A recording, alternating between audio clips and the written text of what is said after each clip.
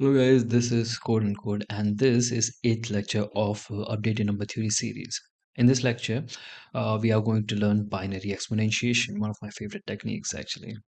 So this tells you that how you can calculate big powers like e raised to power n, where n can be huge, in log n time, right? Once you learn this, it has been used in multiple other algorithms, right? One of which is matrix exponentiation, which is used to solve a recurrent relation, like finding the nth term of a Fibonacci series in log n time instead of linear time, right? So we'll learn that also. This forms the basis of that. All right, so let's get started and let's see how you can calculate e raised to power n in log n time.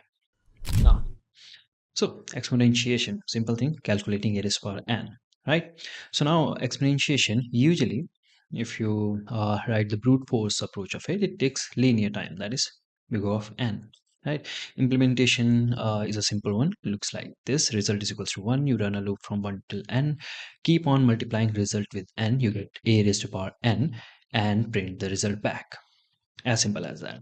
All right, so this, as you can see, for loop runs till n, so it takes linear time, right?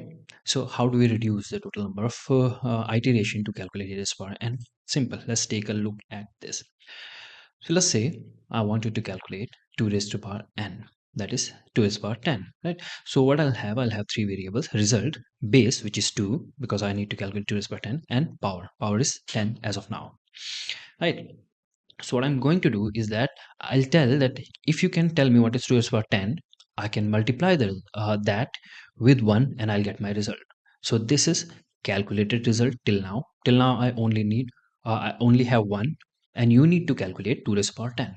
You calculate 2 raised to power 10, give me that, I'll multiply that to result and I'll get the overall result, which is 2 raised to power 10. Yeah, as simple as that. Temporary result, which will be the final result when n becomes 0, right? And we have the base as 2, power as 10. Simple.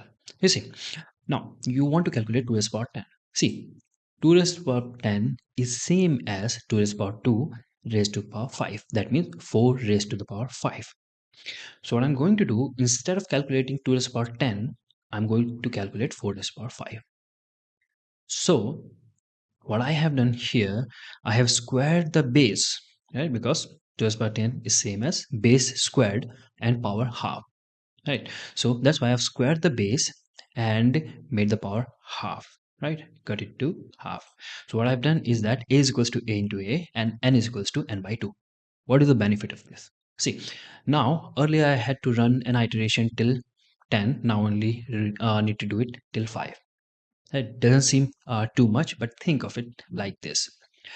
Let's say n was a million, right? So in one iteration, you have reduced n from million to 500k only, 500,000 only, right? You have saved 500,000 iteration in a single operation. And that is why it is a huge optimization. Optimization.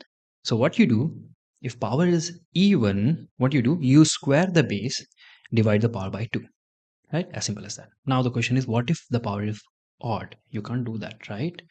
But we know we have a variable which stores the temporary result.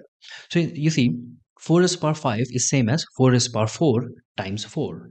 Same thing, right? So that times 4, that means times base, I'll send it over to result. Keep it here. Let me calculate 4 raised to power 4. What I'm going to do, oh my bad, not back.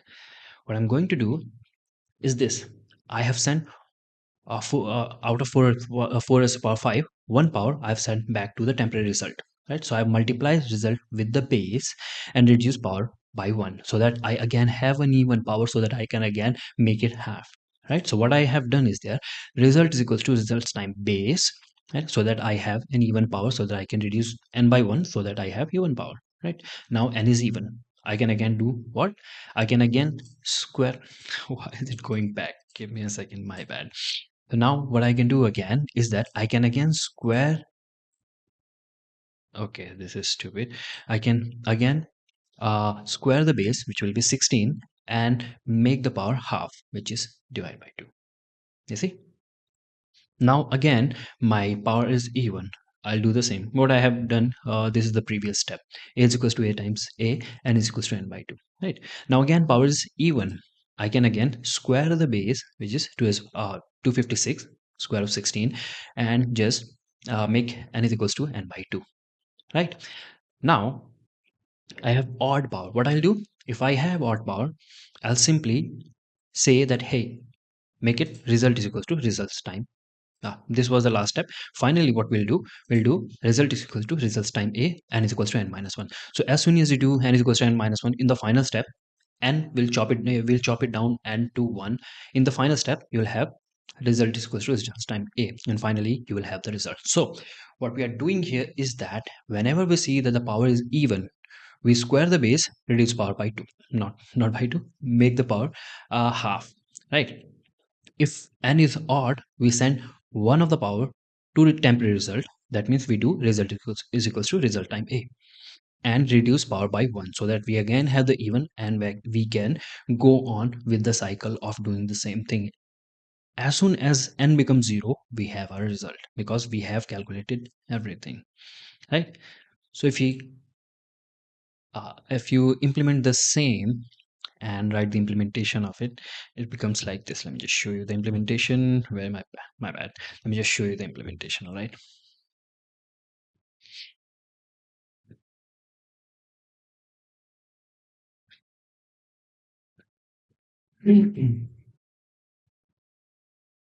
So let's take a look at the implementation. So see, power function ll is first of all is long. Instead of writing it again, I have defined ll as long, right? 64-bit integer. So power will calculate a raised to the power n and will return back the result. As simple as that. Initialize the result with 1. Remember, step 1. And then as long as n is not 0, we will go on with this while loop, right? What we do if n is odd, right? If n is odd, this is one way to test it. If n is odd, what I'm going to do, I'm going to multiply result with a and reduce its power.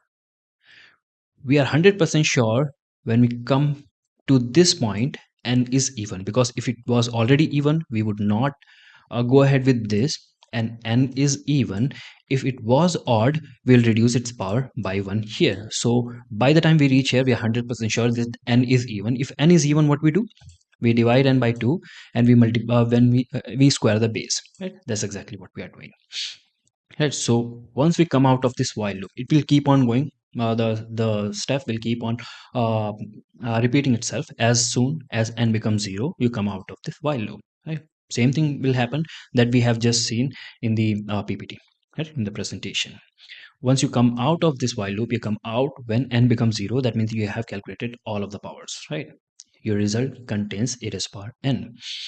And finally, I'm just logging it here. You can return the result. So if we see what is 2 raised power 0, right? Returning result 1. 2 raised power 0 is 1, absolutely right. 2 raised power 10 is 1024. Yeah, 1024, right? Let's say 5 raised power 3. 5 raised to power 3 is 125. Okay, this is working absolutely fine.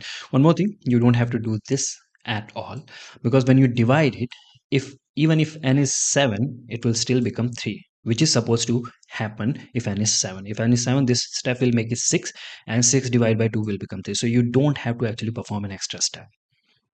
Okay, so yeah.